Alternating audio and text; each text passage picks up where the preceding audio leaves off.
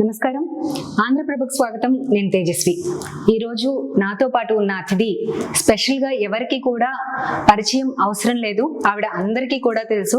ముఖ్యంగా ఆంధ్రప్రదేశ్ తెలుగు మరియు సంస్కృత అకాడమీ అధ్యక్షురాలు. అంతకంటే కూడా పెద్ద డెసిగ్నేషన్ ఏంటంటే నందమూరి తారక రామారావు గారి సతీమణి. వచ్చేటప్పటికి రాస్తూనే ఉన్నారు. ఏం రాస్తున్నారు? ఇప్పటికి ఆల్రెడీ మీరు బుక్స్ చాలా రాశారు, కవితలు కూడా రాస్తూ ఉంటారు కదా. ఇప్పటికి కూడా ఎన్టీఆర్ గారి మీద కవితలు రాస్తూ ఉంటారా? లేదమ్మా, ఆయన చనిపోయినాక కవితలు వదిలిపెట్టేశాను. నేను తర్వాత ఫిలాసఫీలో రాశాను, కవిత్వం రాశాను. ఒక బుక్ కూడా వచ్చింది, ఆర్జంతాల్ అనే పుస్తకం, కవితా సంకలనం. ఆ తర్వాత అసలు కవిత్వం పోయింది, మూసుకుపోయింది నా బ్రెయిన్లో. ఆయన మరణం నన్ను ఎంతగా కుంగదీసిందంటానికి అది కూడా ఒకటే. ఇంకా అంటే ఇంట్రెస్టే లేదు నాకు కవిత్వం రాయాలి. అందుకే నవలలు రాయడం ప్రారంభించాను. నేను మంచి నవలలు సమాజానికి అందించాలనే ఉద్దేశం చాలా మంచి నవలలు రాశాను. నేను శ్రవణకం అనే నవల, అది మన బుద్ధిజం కాన్సెప్ట్గా రాసిన నవల. నా మొట్టమొదటి నవల అది. కానీ నా మొట్టమొదటి రచన ఎన్టీఆర్ బయోగ్రఫీ అమ్మ. అది ఫస్ట్ ఎదురులేని మనిషి అని ఆయన ఉన్నప్పుడే నేను అది సీరియల్గా ప్రారంభమైంది నాది. అంటే స్వయంగా ఎన్టీఆర్ గారు చెప్పి రాయించుకున్న పుస్తకం అది. తర్వాత ఆయన చనిపోయాక తెలుగు తేజం అని ఒకటి రాశాను. అంటే పొలిటికల్గా ఏమేం జరిగిందో చరిత్ర, అప్పుడు రాజకీయంగా ఎన్టీఆర్ జీవితంలో ఏం జరిగిందో ఇదంతా రెండో పుస్తకం రాశాను. దాని తర్వాత వచ్చిందే ఈ నవల.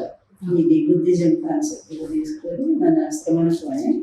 నాకు అంత పేరు వస్తుందని నేను ఊహించలేదు. దాని మీద ఒక 22-23 రివ్యూలు వచ్చాయి. ఇంగ్లీష్ పేపర్లో, హిందూ, టైమ్స్ ఆఫ్ ఇండియా, వాటిల్లో కూడా దాని మీద రాశారు, ఆ పుస్తకం మీద. అంత స్థాయిలో పెద్ద పెద్ద వాళ్ళు దాని మీద సమీక్షలు రాశారు. చాలా మంచి పేరు. అంటే సాహిత్య లోకం నాకు బాగా గుర్తింపు తీసుకొచ్చిన నవల. అయితే మీకు ఇప్పుడు ఇంత గుర్తింపు వస్తుంది నవలలు రాసినందుకు కానీ, మీ కవితల మీద కానీ ఎన్టీఆర్ గారు ఉన్నప్పుడు, ఆయన మీద మీరు కవితలు రాసినప్పుడు ఆయన రెస్పాన్స్ ఏ విధంగా ఉండేది? బాగుండేది. అది వేరు. మా ఇద్దరి మధ్య ఉండే అనుబంధం, అభిమానం, ప్రేమ. అందువల్ల నా మీద ఆయన రాసేవారు, ఆయన మీద నేను రాసేవారు. ఆయన రాసేవాళ్ళు. నా మీద రాసేవారు. అంత స్థాయి ఉన్న వ్యక్తి, అంత పెద్ద అయిన మీ గురించి ఎలా కవితలు రాస్తే మీకు ఎలా అనిపించేది? మీ అనుభూతి ఏ విధంగా ఉండేది? నేను చెప్పాలంటే ఆయనతో ప్రతి క్షణము నాకు గొప్ప వరం లాగానే భావించలేదు నేను. ఎందుకంటే అది కల్లో కూడా ఊహించలేం కదా, అలాంటి వ్యక్తి భార్యను అవుతానని. నేను ఒక సాధారణ లెక్చరర్గా పనిచేసుకునే నేను ఎన్టీఆర్ గారి భార్యను అవ్వటం అంటే అది ఊహించిన అదృష్టమే. అది నాకు అదృష్టం లేదు. అసలు అదృష్టం ఎలా దక్కింది? మేము ఎలా స్టార్ట్ అయ్యింది అది? దాని గురించి ఏం చెప్తాను, చాలాసార్లు చెప్పాను నేను. పాత కథ అయిపోయింది. అది కొత్త ఏమన్నా ఉంటే అడగండి. ఎన్టీఆర్ గారు అంటే మీకు ఎంత గౌరవం అనేది మీ మాటలో ఎప్పుడు ప్రతిబింబిస్తూనే ఉంటుంది, కనిపిస్తూనే ఉంటుంది. కానీ నాకు అర్థం కాని విషయం ఏంటంటే, ఆఫీస్లోకి ఎంటర్ అయిన తర్వాత జగన్మోహన్ రెడ్డి గారి ఫోటోలు ఉన్నాయి, ఆయనతో పాటు మీరు ఉన్నాయి, కానీ ఎక్కడ కూడా ఎన్టీఆర్ గారి ఫోటో కనిపించలేదు. రీజన్ ఏంటి? అంటే ఇది గవర్నమెంట్ ఆఫీస్, అది మర్చిపోయారు. అంటే గవర్నమెంట్ ఆఫీస్ అయినా నా ఇంటికి రండి, నా ఇంటి మా ఆయన నేనున్న ఫోటోలే ఉన్నాయి. అంటే గవర్నమెంట్ ఆఫీస్ లో ముఖ్యమంత్రి గారి ఫోటో ఉంటుందమ్మా, వేరే ఫోటోలు పెట్టకూడదు. టేబుల్ మీద మీరు గుర్తుగా పెట్టుకోవడానికి కూడా ఛాన్స్ లేదంటారా? ఏదైనా తెచ్చుకొని పెట్టుకోవచ్చు, కానీ ఎందుకు గవర్నమెంట్ ఆఫీసుల్లో అని చెప్పి అఫీషియల్ గానే చూడాలనుకున్నారా? ఒకటి ఎన్టీఆర్ నా గుండెల్లో ఉన్నారు ఎప్పుడు.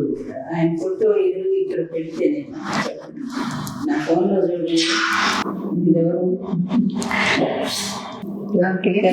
మరి ఇలా చూసుకుంటుంటాను కదా, చాలు కదా. ఇంకా ఫోన్ నిండా చూస్తే మీకు మొత్తం గ్యాలరీ నిండా మా ఇద్దరు ఫోటోలే ఉంటాయి, ఆయన ఫోటోలు ఉంటాయి. ఎన్టీఆర్ లేకుండా ఎప్పుడు లేరమ్మా. ఆయన అసలు ఆయన తరపు లేదు, నేను కూడా లేదు చెప్పాలి అంటే. మొత్తం ఫోన్ అంతా కూడా ఫోటోస్ ఆయన ఉంటాయంటే ఆయన ఫోటోలతోనే నింపుకుంటాం. మనం గవర్నమెంట్ రూల్ ప్రకారంగా మనం ముఖ్యమంత్రి గారికి మనం గౌరవం ఇవ్వాలి. ప్రతి ఆఫీస్లో కూడా ముఖ్యమంత్రి గారి ఫోటో ఉంటుంది, పర్సనల్ ఫోటో లేదు. ఇక ఒకసారి ఎలక్షన్స్ దగ్గరికి వద్దాము. రేపు చాలా దగ్గరలో ఎలక్షన్స్ ఉన్నాయి. సో రెస్పాన్స్ ఏ విధంగా ఉంటుంది అని మీరు అనుకుంటున్నారు ప్రజల్లో ఈసారి? ప్రజలంతా ఆల్రెడీ డిసైడెడ్ అయిపోయింది. ఇంకా ఒపీనియన్ గురించి మనం కొత్తగా మాట్లాడేది అయితే ఈసారి అయిపోయింది. వై నాట్ 175 అంటున్నారు కదా, నిజంగా వస్తుంది అనుకుంటారా మీరు?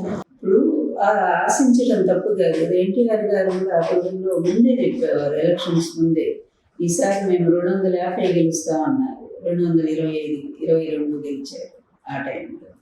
అలాగే ముఖ్యమంత్రి గారు తను చేస్తున్న మంచి పనుల వల్ల ప్రజలకు అందిస్తూ ప్రతి ఇంట్లో ఆయన అంటున్న ఒక మాట మనం మర్చిపోకూడదు. మీ ఇంట్లో నేను మంచి చేశానని నమ్మితేనే నాకు ఓటు వేయండి, లేకపోతే వేయద్దు. ఇట్లా ఎవరైనా చెప్పారు గతంలో, ఏ పొలిటీషియన్ అయినా మేము అవి చేస్తాం ఇవి చేస్తాం మా ఓట్లు వేయండి అని చెప్పేవాళ్ళే తప్ప మంచి చేశాను అనుకుంటే ఓటేయండి అని చెప్పగలిగిన ఏకైక ముఖ్యమంత్రి మా ముఖ్యమంత్రి గారే, జగన్మోహన్ రెడ్డి గారే. అందువల్ల ఆయనకు నమ్మకం ఉంది.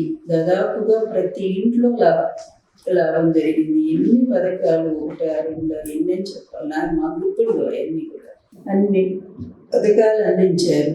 అదేవిధంగా కొన్ని లక్షల మంది ఆడపడుచుల్ని లక్షాధికారులు చేశారు. అది ఇంతవరకు ఎవరు చేయలేదు చరిత్రలో. ఎందుకంటే ఆడవాళ్ళు అయితేనే కొంచెం కుటుంబ బాధ్యతని వాళ్ళు సక్రమంగా చూసుకోగలుగుతారు. భర్త తాగుబోతులైనా సరే పిల్లల్ని చదివించుకోవటానికి ఆడవాళ్ళు జాగ్రత్తగా ఉంటారు అనే విషయం మీద ఆడవాళ్ళకి ఇక్కడ సాధికారత ఇవ్వడం జరిగింది ఆంధ్రప్రదేశ్లో. దాని క్రిందే అమ్మఒడి ఇచ్చిన ఆడవాళ్ళకే ఇచ్చారు. చేయూత, ఆసరా అన్ని ఆడవాళ్ళకే ఇస్తున్నారు కదా. దానివల్ల ఎంతో మంది స్వయంగా నిలబడగలుగుతున్నారు. తర్వాత వడ్డీ లేనటువంటి రుణాలు మా డ్వాక్రా గ్రూప్స్కి. అంతకుముందు ప్రభుత్వం వాళ్ళు రుణమాఫీ చేస్తామని చేయలేదు, కానీ ఈ ప్రభుత్వం వచ్చాక వాళ్ళ రుణాలు మాఫీ చేసింది. ఇప్పుడు ఈ 4 విడతలుగా రుణమాఫీ జరిగింది. గవర్నమెంట్ అదనంగా రుణాలు తీసుకోవడానికి అవకాశం వచ్చింది దానికి. అట్లా ఆడవాళ్ళు చాలా ధైర్యంగా నిలబడగలుగుతున్నారు. అన్నింటినీ మించి 35 లక్షల ఇళ్ల స్థలాలంటే ఒక్కోళ్ళు దాదాపు 10 లక్షల నుంచి 15 లక్షల ఆస్తి ఒక ఆడపడుచుకి తండ్రి ఇస్తాడు కదా, ఆ విధంగా ఇచ్చినట్టుగా ఆంధ్ర రాష్ట్రంలో ఆడపడుచులకి అంత స్థాయిలో ఆయన ఆస్తులు ఇవ్వటం జరుగుతుంది. ఇంతకంటే ఇక ఈ కన్న తండ్రి కూడా చేయలేదు కదా. కన్న తండ్రులు కూడా ఏం చేశారు, ఏదో పెళ్లిళ్ళు చేస్తారు, తర్వాత వాళ్ళు ఇన్నేళ్ళు కూడా గుడిసెల్లో అద్దెళ్ళలో ఎన్నో రకాల ఇబ్బందులు పడ్డారు. కానీ ముఖ్యమంత్రి గారు వచ్చిన తర్వాత వాళ్ళకి సొంత ఇళ్ళు అనేటువంటివి ఏర్పాటు చేసి స్థిరమైన జీవితం గడపడానికి చేయూత, ఆసరా ఇలాంటి పథకాల ద్వారా వాళ్ళని ఆదుకుంటున్నారు. కరోనాలో కూడా మనం GST అధికంగా కట్టగలిగామంటే ప్రపంచం అంతా కుదేలైపోయింది ఆర్థిక వ్యవస్థలో.